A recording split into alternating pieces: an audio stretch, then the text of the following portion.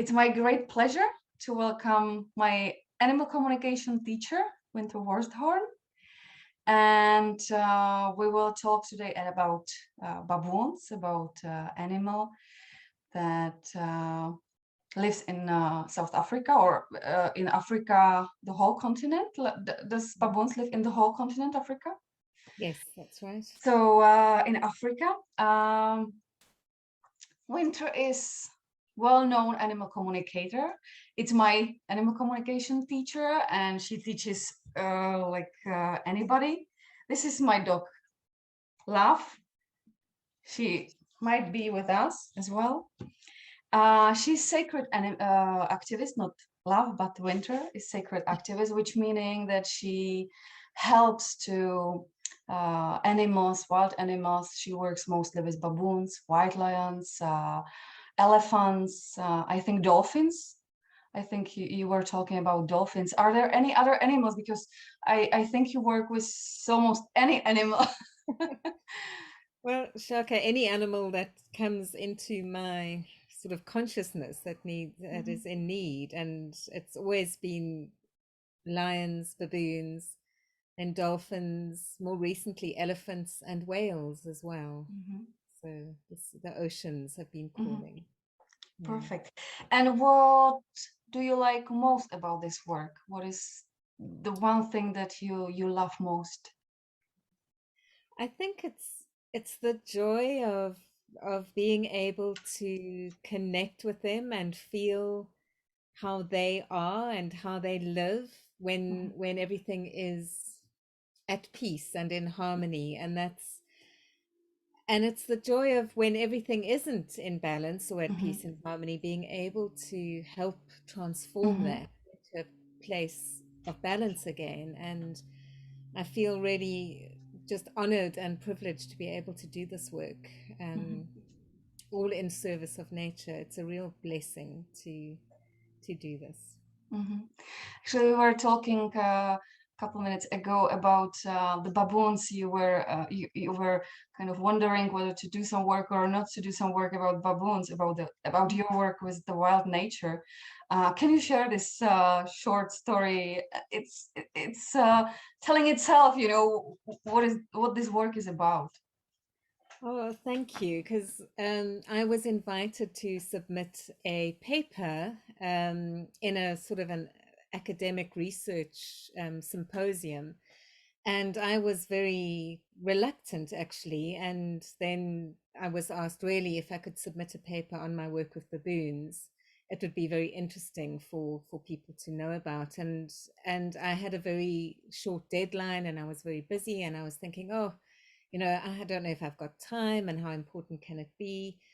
And that morning, when I was debating whether to actually put in the effort to do this, the baboons came and visited my house, and I hadn't seen them for months and months. So that was really okay, yes, it is important, and you better do this. So I did it, and it was really well received, and it was a great success. And people know more about the baboons and their Mhm. plight and how to work with them in this way. So I'm really glad they showed up that morning. Perfect. It's Yeah. perfect. There is an African tradition, or maybe better say way of living, where the indigenous people or indigenous tribes, their name is based on the animals. So each tribe has a name of some animal, and the task or goal of the living is in fact to be a guardian of that animal, so to take care of well-being of the animal, to take care of not being overpopulated or underpopulated or even distinct. Mm. um, what would that mean in language? Or if you would be the tribe that names the baboon, Yes. what would that mean to guard baboons? So, I mean, this was, in very ancient days, the family name would be Mhm, given to you. So the baboon guardians would be called Imfene. mhm, So Imfene means baboon in Xhosa tradition, which mhm, is one of the tribes. of South Africa. And really, it would mean that your task every day, when you go out in the fields or when you go out in the villages and the baboons are around, you need to make sure that they are safe and that they, you know, that you don't destroy the land, that you're taking food away from them, that you don't hunt them or kill them, or, you know, they specifically, baboons were never eaten for Mm-hmm. meat, hunted for meat. And there's Mm-hmm. quite a few animals that are not, that were not allowed, or traditionally, you know, the respect between them, they weren't for food, Mm-hmm. and other animals were. But even the animals that were meant for food had to be protected, you know. Mm-hmm. So there was this great, everything served each other. So the Ingwe family was the leopards, the Mm-hmm. people who protected the leopards, and, you know, the leopards hunted the baboons. So, and the baboons needed the trees and the grass to eat, and if you want to protect the leopard, you also have to protect the buck and the impala, and, you know, the leopard's prey, as well as everything. So you protect one species, you actually have to protect everyone. So That's genius. it is. It's genius concept, you know. You protect one animal, and in fact, you have to just protect the whole ecosystem, you Yes, know. yeah, because everything relies on everything else. And Mm-hmm. we, Mm-hmm. in those days, you know, the in the ancient traditions, humans were part of that Mm-hmm. ecosystem. And you might, when you were out gathering, you might get eaten by a lion, or, you Yeah. know, killed by a wild animal, um, because that is your, just the role in the system. We are part of everything. We are not, Yeah. as the more Western religions Mm-hmm. describe us, as having dominion Yeah. over wildlife. And it is not like that, and it never was like that in the beginning.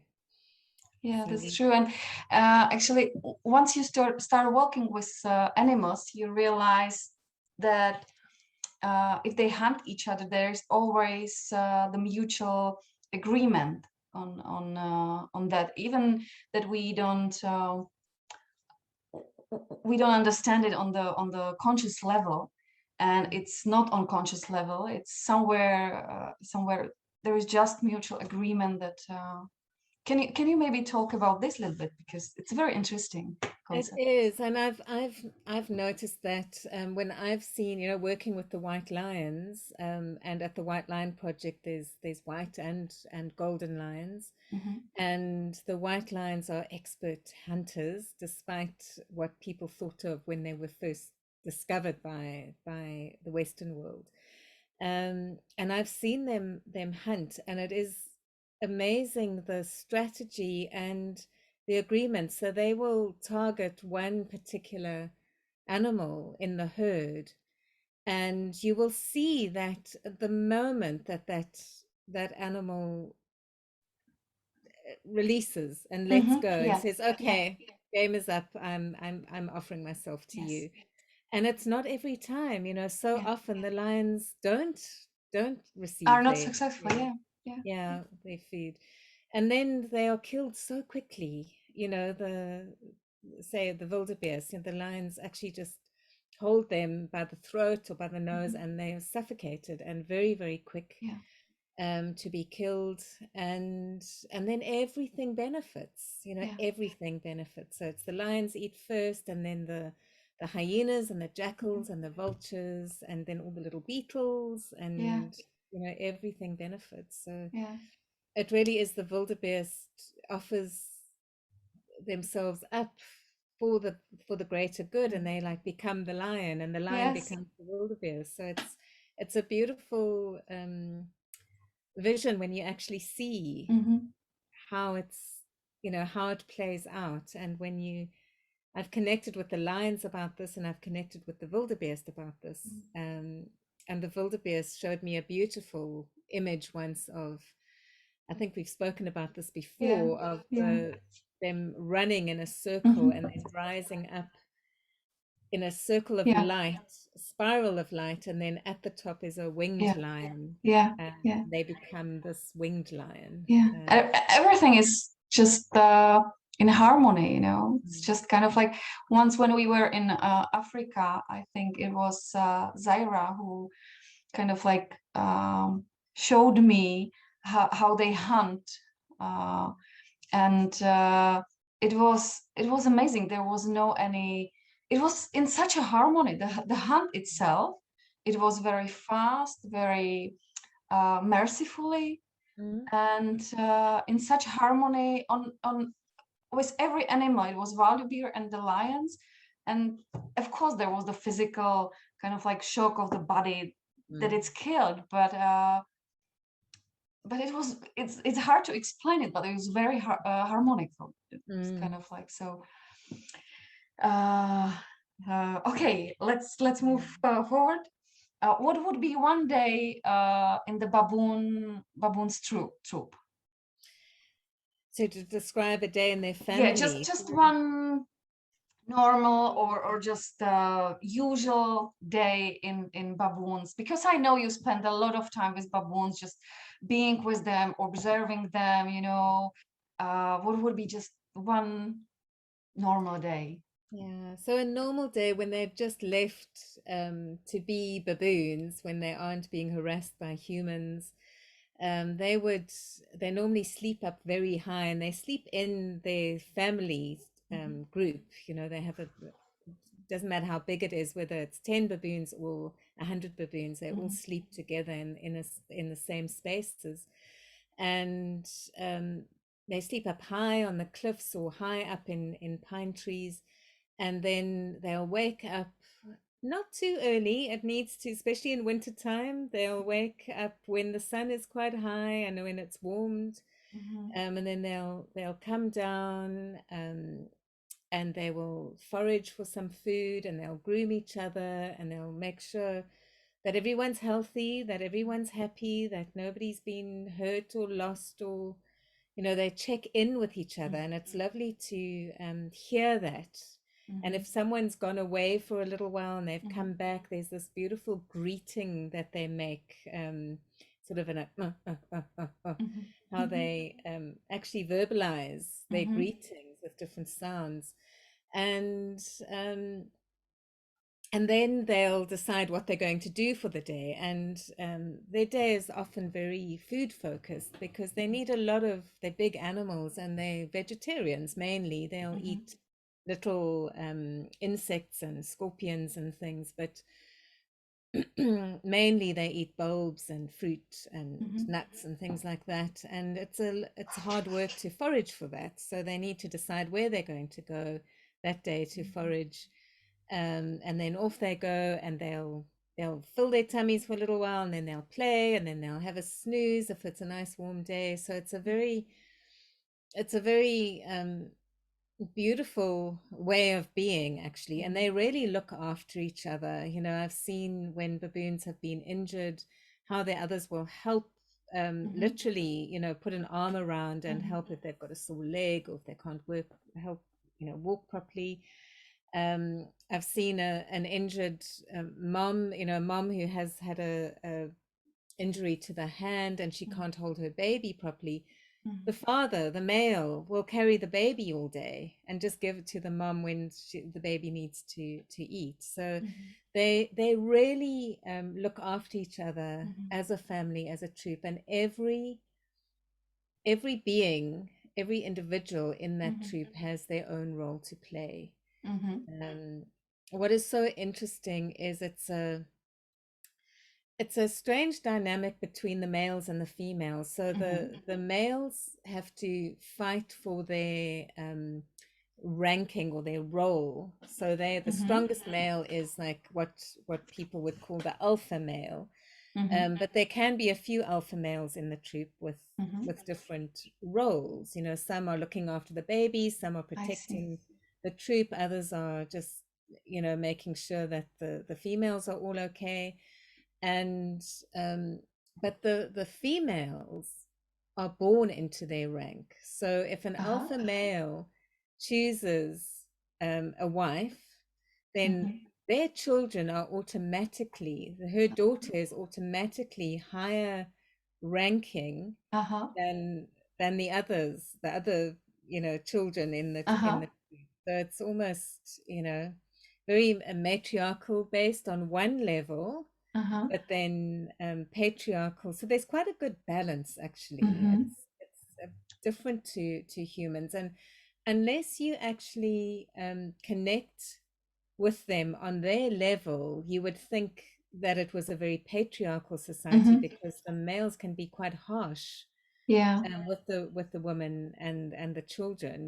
They can, and they don't share food. That's a very interesting thing. Is in baboon culture, you don't share your food. Even Mhm. moms won't share it with their children because they have to be strong to Yeah. look Yeah. after. And the alpha male gets the food first because he has to be stronger than anyone else because Yeah. he's protecting and he's got a big role to play. Yeah. But even though there is quite like strong hierarchy and there is no food sharing, I had Mm. once kind of like communication with baboons, and what I could feel there was so much love, and so much kind of like really deep loving each other. So kind of like when you look at that from the outside, you think, oh, they don't like each other because they don't share the food and they slap the other one, but then once you get in touch with them, you connect with them, you realize how much love is in the Yeah, group. yeah, so much. And family is everything to them. Yeah. The troop is everything. They work together all the time, Mhm. and they really, really look after each other. That was the first thing that struck me, even before I was doing the animal communication Mhm. work. I moved to a little seaside village that had the baboons living right on the edge, and they'd come into the town. And I used to be quite scared of them because I didn't know anything about them, and they're quite scary looking. The males have got big teeth, and they're big and strong.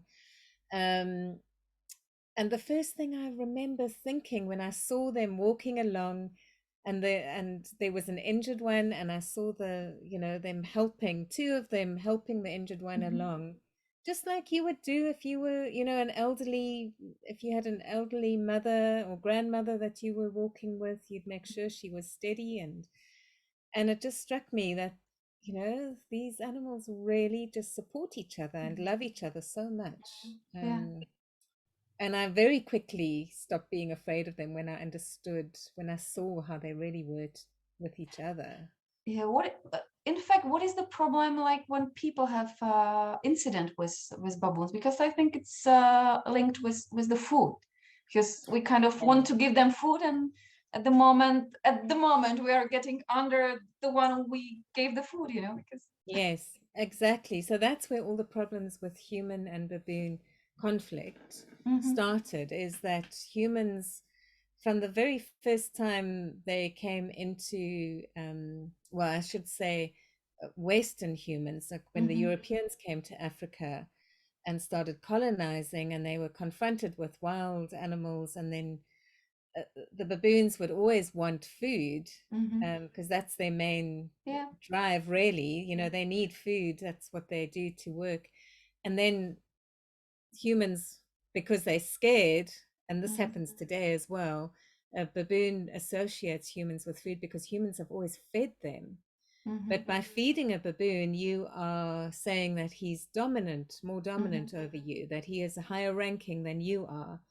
Um, so the culture has developed over the decades and perhaps centuries, that humans equal easy food. yeah. And and as the towns and villages grow and the urban sprawl increases into their habitat, firstly they have less space to forage for the food that they hmm like, and secondly, the humans have delicious food. They have nice fruit trees growing, and they've got bread, bread full of carbs and sugar.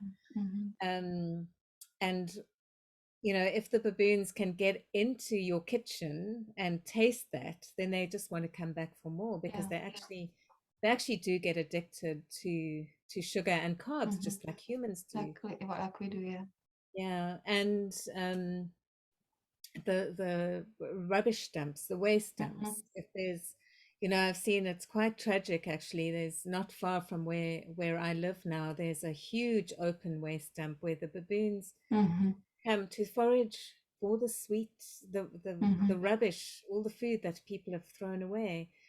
And it's really interesting because you get the homeless people, Yeah. the humans Mm-hmm. foraging as well. So the people who don't have money to buy food, and the baboons Mm-hmm. wanting the same thing from Mm-hmm. the rubbish. Mm-hmm. And it's quite interesting to see how they are competing for the Mm-hmm. same food. Mm-hmm. A very interesting dynamic that has developed because of humans' wastefulness, actually, with food. Would you say that this kind of situation or behavior can show to us humans, um, something that we should change, or kind of, because every situation has some meaning, you know, and the environment is mirroring us, what we are doing, in fact, how what we have inside, what we are doing. You think this is somehow significant? Very much. And it's something that I wrote in the paper that I submitted, where I did a workshop, and we were trying to find out why the baboons in a certain area had started being so aggressive. Mm-hmm. Um, well, actually, not even aggressive towards people, but breaking things and causing Mm-hmm. a lot of damage in the houses Mm-hmm. to get to food in places where they never had before, and with people who actually loved the baboons and didn't and knew how to live with baboons. So we're doing everything possible to live in harmony with nature. And we discovered through communication and through discussing with the residents and the community that in the community there'd been a heightened level of aggression and violence and fear. Mm-hmm. There were lots of new people coming in, and the community, the residential areas had really expanded very quickly, um, along with the forest being, a lot of logging was being done, so the forest um, wasn't as safe and big as it used to be. Mm-hmm. And also, people had started hunting the baboons. We Mm-hmm. discovered that, and that was it was people from the sort of mid Africa, Mm-hmm. not South Africans, because as I said earlier, you know, South Africans don't eat baboon meat. It really is not a good thing. And I remember connecting with the representative of the troop and saying, you know, what's happened, Mm-hmm. that is, and I got the words, there's been an abomination. Mm-hmm. And I saw an image of a baboon hanging up and being skinned, and it was Mm-hmm. such a horrific thing. I almost didn't want to share it because I thought, I don't know if this is, you know, Mm-hmm. people don't eat baboons. But Yeah. then I did, as we know, when something comes to us like that, we need to be Mm-hmm. brave and speak And it share it, yeah. Yeah. and share it because we're getting it. And then it was revealed that there were poachers, Mm-hmm. hunting baboons in the forest. So all these things, but also it reflected what humanity was doing, and the baboons were showing Mm-hmm. us their displeasure, you know. So and mirroring, and you know, like the rubbish dump, you know, showing, please, we need to take more care of our food, for Mm-hmm. heaven's sake. Baboons protect their food. You can never take anything away from a baboon. Mm-hmm. If you try and take food away from the baboon, you'll get smacked. Yeah. And that's whether you're a human or another baboon. Yeah. So it's about protecting our food sources and being less wasteful. Yeah. You know, baboons don't waste Yeah, anything. I would They will, say just any animal, in the nature world, there is no waste, there is always like taking only what needs to be taken yeah, and without any waste. yeah, exactly. So the baboons are great teachers. I think all the animals are, Mhm. and each species may have a different teaching for Yeah. us. What would be the baboons teaching for human or inspiration, or because every animal has like the physical life where when they behave somehow in our world what we can see, but there is also the energetic, the spiritual level of the animal, and we both know that animals are very conscious beings.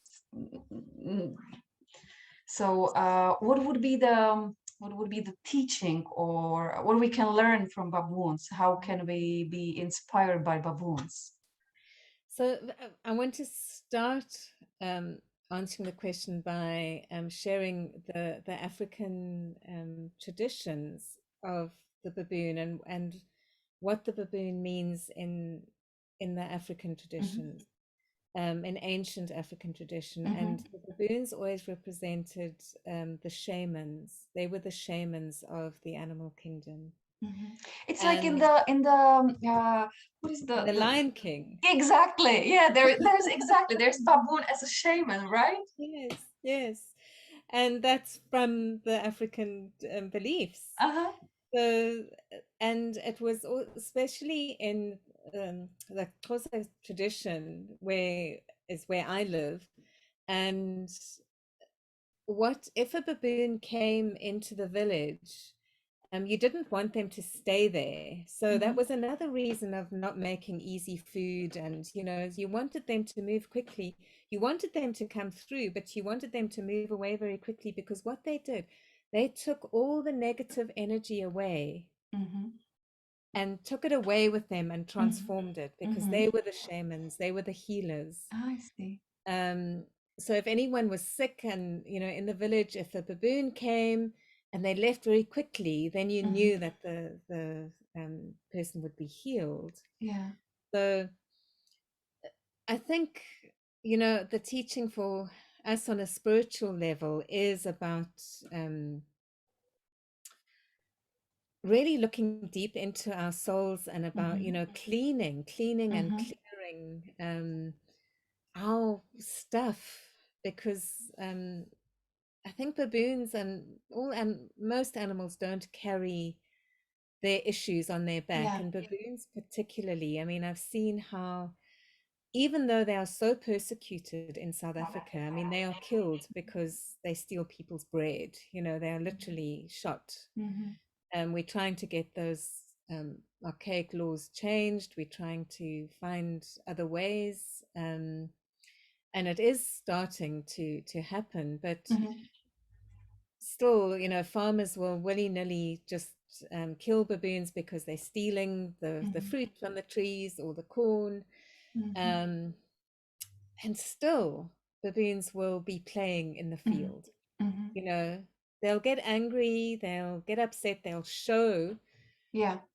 The what is emotion. going on, Mhm, but then they will still play and they will mhm. still find joy and clear that energy away from themselves. Mhm. And that's a great lesson, I think, for on a spiritual level, for Yeah. us to really not hold on to. Yeah. So just Yeah. kind of resolve the inner emotions and just go further without being held to, like, for another 20 years I will remember that person, at that moment he kind of stepped on my tooth, and I Mm, remember it till today. So kind of like to let it go, just okay, it hurts, yeah. so just get it over. And be present to Yeah. what's happening right now and be in that joyful moment wherever there's joy. Yeah. Just embrace it. Don't Yeah. stop yourself from enjoying life because of something that is happened in the past and is over, Exactly. because as humans we don't do that.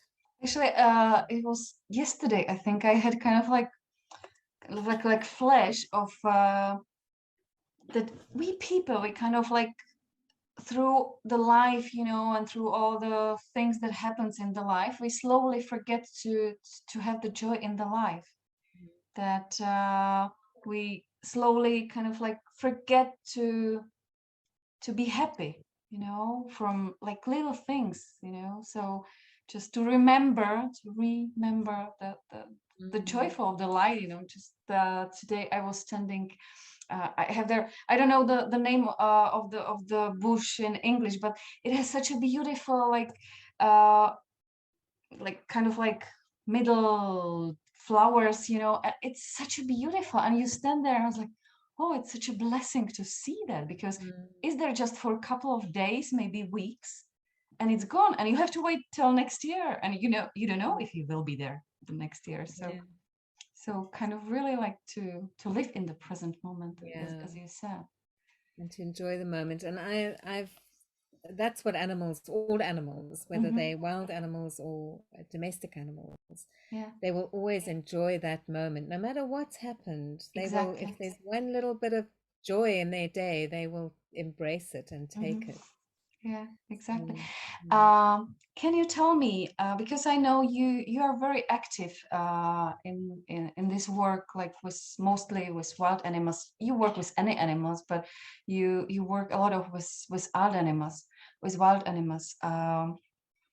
How the animal communication helps, because I know you helping kind of like coexist or co-live, the baboons and the farmers and the people, mm. because we are taking their living space. Yeah, yeah. So how this works, how maybe, because I think it can be inspiration for many people around the world, because like in Czech Republic we have this with wolves, they are coming back to the Yeah. nature, which is amazing. There is the predator coming to the nature back, they're coming back, but there are like places where they kill the wolves, even though it's forbidden, but you never find the one who killed the wolf. uh, so how to help the people somehow co-live, Mm. coexist, or just live So together. yeah, yeah. So it is a huge challenge, and I think the most challenging thing is to get people to connect with the animals from their perspective. So Hmm. getting out of the fear, because it's always fear Yeah, driven. The fear is disconnects, love connects. So yeah. if I can start just getting people to go into their hearts, to connect and experience what Hmm. it's like for that animal to exist Hmm. and what that animal needs. And um, that's the very first step. And then we can start negotiating with the animal. So we can explain to the animal what the human Hmm. is, the human's perspective and what they are wanting. And maybe there can be a negotiation so that, if the human maybe even puts like an offering out Hmm. for the animals. Hmm. It doesn't have to be a full meal or every day Yeah. piece of meat for the wolf. It Hmm. doesn't have to be like that, but it can be a gesture to say, Yeah. I understand you, and I love you being here, but I need to protect my Yeah. sheep, or my livelihood. This is how I so we create an understanding, and it has worked. There's a lot of documented cases where this has worked with deer eating the vegetables Hmm. in the vegetable garden, and with jackals and Hmm. wolves. And there are farmers who work like this, and if we Actually, I can do get I do that in my garden. I always yeah, kind of put there something more, and I was like, this is for you and this is for yeah, me, because yeah, you live here. I'm kind of like occupating your space in order mm, to plant my food. mhm. So I kind of like do it, and usually it works, so. Yes, it does. And I've done I've in the White Line Reserve, with the staff that work there. They had a veggie garden that the baboons were kept on Hmm. coming to, and so I taught them how to communicate with the baboons, and I asked them to. I got them to plant another little Yeah. garden, that very simple garden that the Yeah. baboons could help themselves, and it worked, and it was quite funny because we were just focusing on the baboons, and then 6 months later I went back there and they said, yeah, the baboons don't come here anymore. They're not a problem, but it's the bushbuck. They come. We didn't communicate with the bushbuck. So we had to do the whole thing with all the animals to explain it. It's so funny how the animal they come and they talk, it's like we are here too, Yes, not just the yes, baboons, but yeah, we are here too. We live here too. yeah. Actually, I remember once we were in Africa together. Uh, I love the morning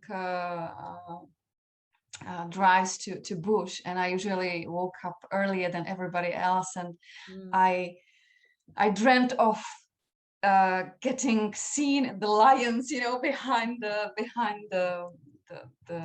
the fence, and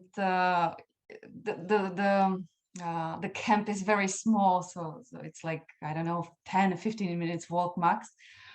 And I went to the gate, and then I heard some noise, but it was so dark that I couldn't see the animal. And I kind of start my gut kind of like, oh my god, I'm kind of stressed, I'm afraid, and I was like, okay, I was talking to myself inside. I was like, mm, okay, you're talking about the fear, so now show yourself, like, that what you do. And because I knew it's not lion, yeah. and I start the technique of credo mutua, I love you, you're my friend, and it Yeah. stopped, kind of like, I was kind of like getting calm, and the noises stopped. And then George came and said, there were baboons, they were coming from for the apples, so it was such a great lesson from baboons to Yeah, not be afraid in the yeah, bush, even though you don't see what, where, who, so it was amazing experience with baboons, actually. beautiful. Yeah, they are great teachers, and I think that's why also they're so present they're the ones that come to visit the people Hmm. because, we say it's because of the food, but there's more to it than that. Exactly. Yeah, Yeah, definitely. so they're definitely great teachers, and there's only 6% difference in our DNA on a scientific level. How many? 6% difference. 6% different. Yeah. Oh, otherwise So we are they the are same. 94% human DNA. Is the same Um, with yeah, the baboons. yeah. Wow. Wow. Actually, that's the reason why in South Africa you don't eat them, right? I would say so, yes. It's too close. They're family. Yeah. Yeah. So, Yeah. oh, Uh, Actually, when we work, when we once we start working with animals, I think everybody who start working with animals or doing animal communication, they realize that it's not just the physical work with the animals, to helping them to get the food, water, the land, etc. But there is also the energetic level, yeah. where you work with the situation on the energetic or spiritual level. And from my experience, and I believe from yours as well, is the fastest way to change the things. And I know you actually do it right now in your project Harpride. Can you share this amazing project you do with Linda? Yes, so I think it started actually just before COVID, just Hmm. before the pandemic hit. It was the end of 2019, and I was thinking, I do a lot of teaching of animal communication, but I always realized that the most successful um, solutions to Hmm. issues with animals was solved when I was connecting with the whole and the universe Hmm. and visualizing Hmm. a positive outcome and Hmm. working with the energy of positive energy, and asking for divine guidance, for divine help from the, the spirit guides or the ancestral realms. And I really wanted to start working in this way, in a more obvious way, a more public way. And so that's when I did my first heart gathering, I think in January 2020. That was just before everything shut down. I Certainly in think it South. was even earlier. I think it was even before the COVID. There was heart gathering. I think Yeah. it was White Lion heart gathering. So that's well, I had been doing the work with Linda with the global prayers for Lion. So that was way before. That was in 2018. So we were working with prayer work and visualizing positive outcomes for the government decisions in Parliament over the captive breeding and canned hunting decisions. And but I officially started calling it heart energy achieving real transformation. So that I officially started that at the end of 2019. I see. Beginning of 2020. So that's where, and then my first virtual Starline journey, because I mean, that's, you've been to the White Line Project with me, that I used to bring people physically to the project, and that on so many levels it supported the project financially, but also supported the energetically and energetically. And then we couldn't travel, nobody could travel anymore, so how could we do this? And I got guidance from the Lions to say, do it virtually, everybody else is doing it with video cameras. And I thought, oh my God, how are we going to do this? But we did it, and it was, and with it was a 5-day retreat. And what we were doing was that we connected with nature as a whole. So the Lions were guiding us how to connect with the whole, and we were asking nature what we needed to do at this particular time. And then we would focus on the positive. We'd ask, and we would co-create with nature a positive solution. And we've been working with that original group of 20, and then it grew with each virtual journey that I did. We decided to form a pride of people that worked every month on whatever issues that arose. That comes. Yeah. And now, just recently this year, I've formalized it so that anybody can become a Pride member, a Heart Pride member, and it's membership plans, and you do pay to join, but that money goes directly to the White Line Trust. So, and it's still, we only launched on the 7th of May, and we've got, I think, about 50 people registered now. The registrations are open until the 11th of June. 11th of June. I will put the link for the registration under this video, so anybody who would be interested can still join, still have time. Great, thank you. And it's a beautiful way of just supporting with the Lion Project, supporting nature, and also learning more about interspecies communication and how to do this work. You don't have to have any experience, and it's also a great chance to change things, to help to change, with the work, and you can see the changes.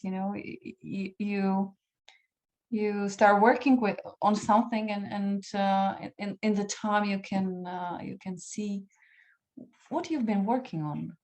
Absolutely. And we do, it takes time, and we always, with sacred activism, you need to trust in divine time. And that's what I've certainly learned that, and as a Pride we've learned it. We can't force it. We as humans, we get so impatient, we think, oh my God, this has to change now. It has to change when it's the right time. And it does. And then suddenly something will change overnight, and you'll have a miracle. And I've seen that happen with land coming into the project, and Mhm. you know, something that seemed impossible has Mhm. happened and occurred. So So once you start working on both the physical and the energetic level, then the magic starts happening. yes, yes. And yeah, one of the my best things that I always hear Linda quoting Credo Mutwa saying, Mhm. nature is magic and magic is Magic is the natural. nature. So Exactly. Yeah. It's my favorite one actually. yeah, Because it's such a true, because once you work, you even don't have to do the animal communication. It's just being in the nature, being present in the nature, yeah, and you start seeing what's happening, where's happening, mm, just to find the way of like your way to find, because we are not all born to be animal communicators, because everybody has different way, mm, but to find, I always tell to people, just find your way, what you like to yeah, do, what is close to your heart, and then it happens itself, yeah, then the magic happens. yeah. And it's all heart based. It's all on unconditional love. Yeah, So you know, that's follow your heart exactly. in everything you do, and you know, then everything works Yeah, as it's that's supposed to. It doesn't that's mean you're not going to have challenges in your life, but that's those true. challenges will be great teachers. Yeah, So yeah. that's true. And tell me, when there is some challenge, do you have some tip how to deal with it? Like when you work on something and it stucks, and there's frustration that, kind of like, we know it all, that sometimes we work on something, we put all the energy, we work hard, and we kind of we really want to make it work, you know but somehow it doesn't work. Do you Yeah. have some tips how to deal with this situation, how to survive? So I think the most important thing there is just to take a step back Hmm. from the situation, because often when we're in it and we're trying so hard to make things work, we don't see the bigger picture. Hmm. So there might be a reason, or there's always a reason why it's There not is always, working. yeah. There's always a reason. So it's either you're not ready, so you need to Hmm. look deep into your soul Inner, and say, yeah, yeah, you know, right, do you really want this? yeah. And what does it mean to you? And what is stopping you? If it's something that you are failing to achieve, or and if it's something that's kind of more outside of you that you're trying to help another situation, the best thing to do is to step back, go into your heart and ask for guidance. And actually, sometimes you just need to hand it over. And you Hmm. hand it over to, I say, I hand it over to nature, to the Hmm. divine, the divinity in nature, to assist and to make it right and to find the balance. Hmm. Because when we hold on to something too Hmm. much, it doesn't it doesn't Yeah, flow, you know. yeah, So we need to actually let go, to let all the energies flow when it's supposed to be, because sometimes we want to be in control as well, yeah, and we want to be the ones that fix the issue, yeah, and often we can't. We yeah, have to let go and trust yeah. is the biggest challenge of humans, to trust in that which cannot be seen, you Hmm. know, and trust in the divine. Actually, that's the huge lesson also of from animals, that Mm, they trust whatever is going on, whatever they go through, they always trust, and they don't, kind of like, they try to, fight is not the right word, but kind of like to deal with it. yeah, But once it doesn't work, they step out and they wait. yeah. Yeah, And very much so. And you know, I've seen it so much, and I don't know if there's been some devastating floods and mudslides Mhm. and things in on the coast of South Africa, on the east coast Mhm. of the country. and I've been getting calls for missing cats that where the whole apartment has just collapsed. And these cats we've identified that there's just one space, and it's the last little bit of green that's there that And nobody they're can there. actually access, and they're there, but it's difficult to get there. So it's having faith and trust. Yeah.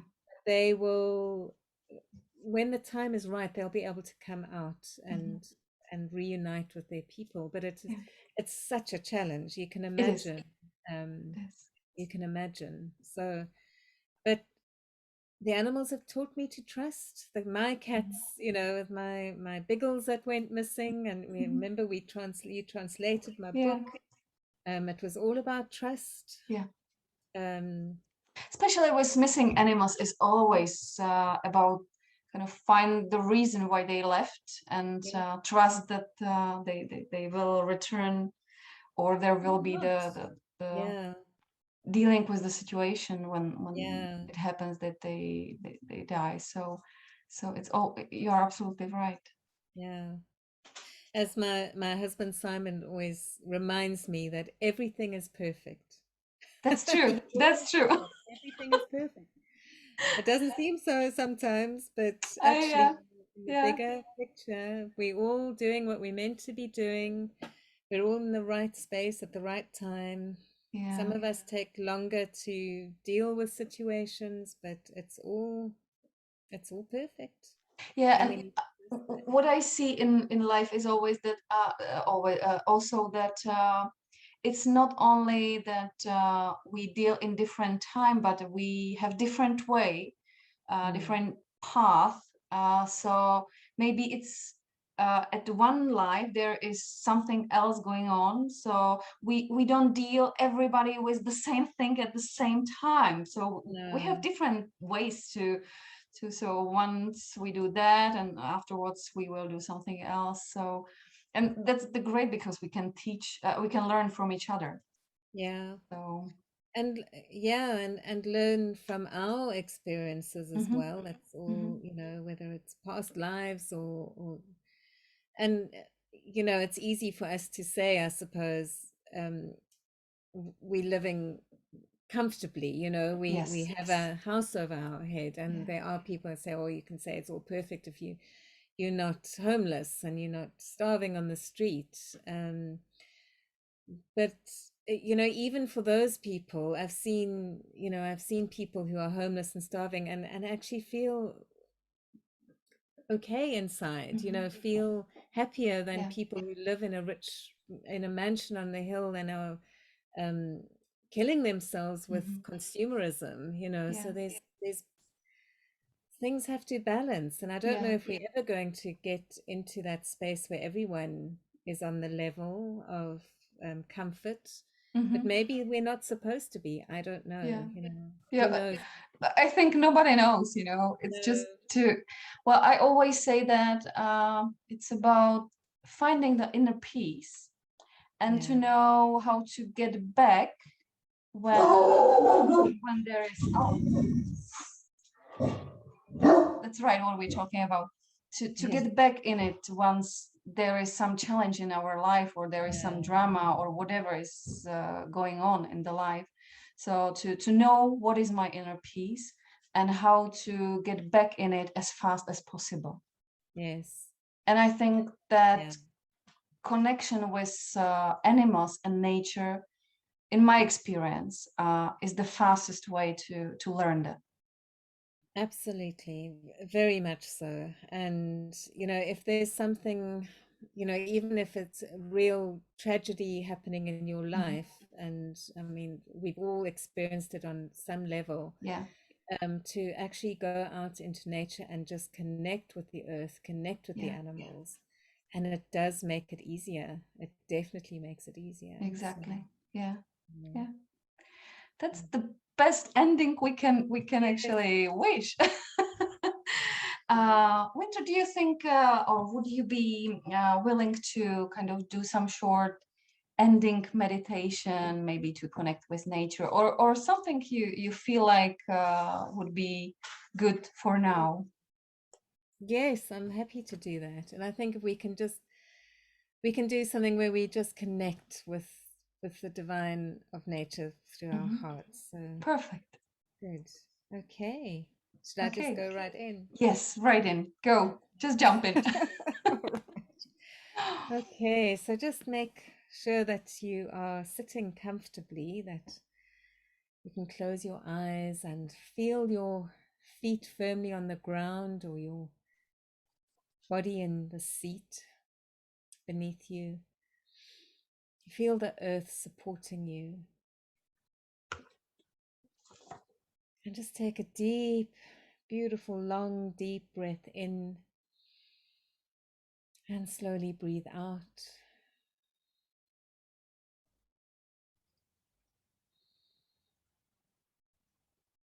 And as you breathe out, just feel any anxiety or worries just float away from you. As you breathe in, feel a lightness of being. Just take a few breaths like this to feel yourself become a bit more relaxed.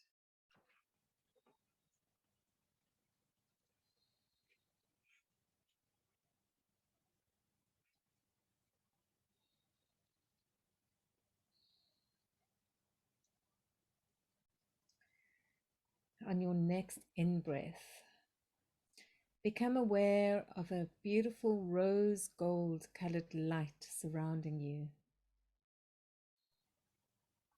And this is representing the unconditional love of Mother Nature. Just feel this light surrounding you and then breathe it in. And as you breathe it into your heart space. So become aware of your heart center, which is the area in the center of your chest. And as you breathe, breathe that light into your heart, as if your heart are your lungs, and the rose gold light is the air that you breathe.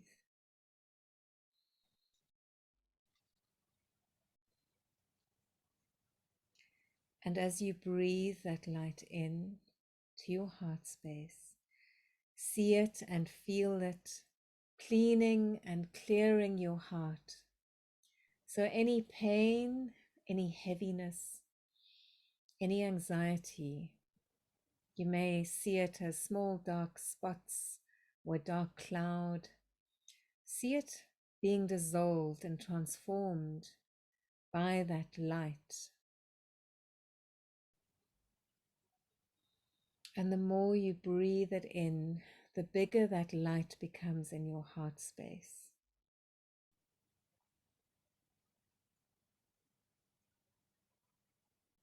Now see it, feel it filling up your heart space and creating a field of love around your heart. And within that field, bring up and become aware of your own love for nature and animals. Feel that merging with nature's unconditional love. So together we've co-created this field of love that expands from our heart center. So now see that rose gold light expanding throughout your body, moving through all the cells. And as it expands, it's cleaning and clearing any heaviness, any pain, any dis-ease from your body, making you feel lighter and well and joyful. And now feel and see that bubble of that cocoon of rose gold light expand beyond your physical body into the room around you.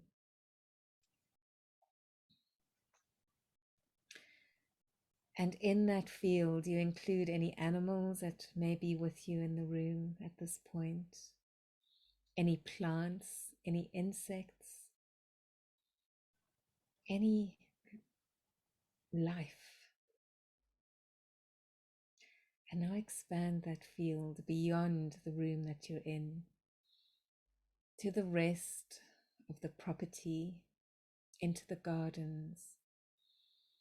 And as it expands, feel the connection that this unconditional love creates for you with all of nature, with the trees, with the birds, with the animals, the insects, all the plant beings, with the soil, with the waters. Expand that energy field of love to beyond your own environment, moving through the town or the village, or the city that you're living in, and moving beyond the cities into the mountains, to the rivers, to the seas. There is no boundary.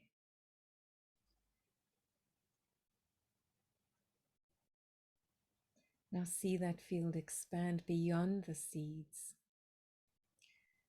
to the other land masses, connecting with the sea beings, with the whales, the dolphins, all the fish, the sea anemones, all the tiny little creatures that we cannot see with our eyes. And then to the lands that we think of as foreign, those lands that we do not know as well as we do our homelands. We connect with the people, with the animals, with the plants and trees, the rocks and minerals, and the waters of those lands. There is no limit to this connection. We can expand it beyond our planet into the stars. We can expand it to include those energy beings in the astral world, in the ancestral world. And we connect with all those that are resonating with this unconditional love, with nature's love.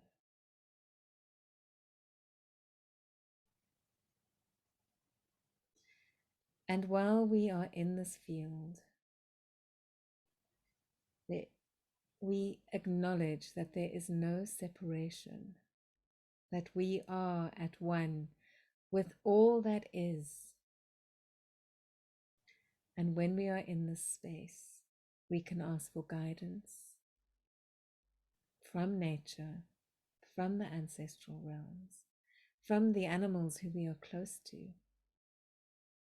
of how can we be of service at this time? What can we do physically and energetically to assist in creating balance on the planet that we call our home? And let us just take 1 minute of silence here as we receive this guidance.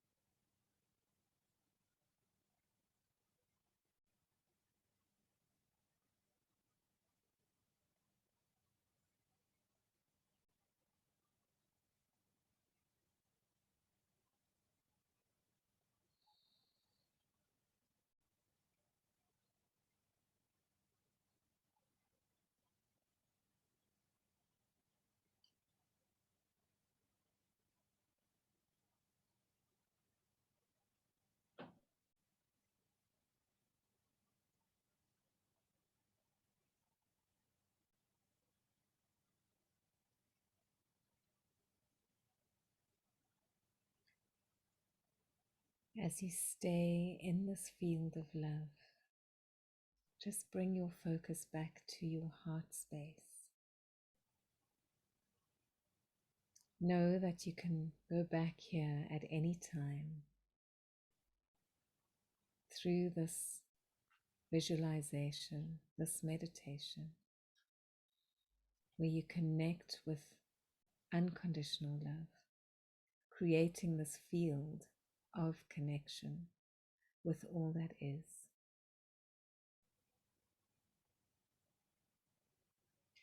While we are here, let us thank all the beings that guide us through this life.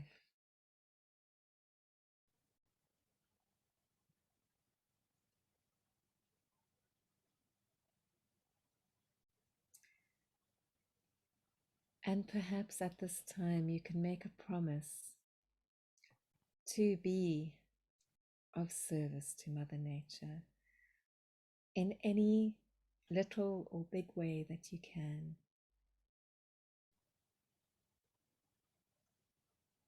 Listen, open your hearts and listen to the guidance.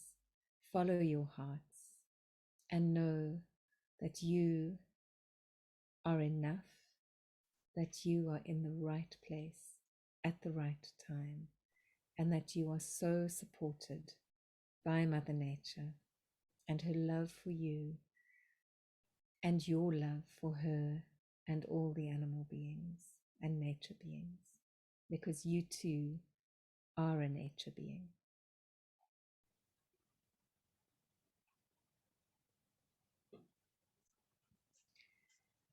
Now slowly become aware of your feet firmly on the ground. Become aware of your body. You can move your toes, move your fingers. Feel that connection with Earth, with Mother Earth. Feel grounded. And when you're ready, you can open your eyes. Thank you very much. It was amazing. Even Love says it was amazing. Thank you. Thank you very much for this beautiful talk. It was very, very nice. And I hope we'll find another topic. There are many topics, I'm not afraid that we will find, but we will find the time. We will make the time to talk another time. So thank you very much. Sending you many greetings from Czech Republic to South Africa.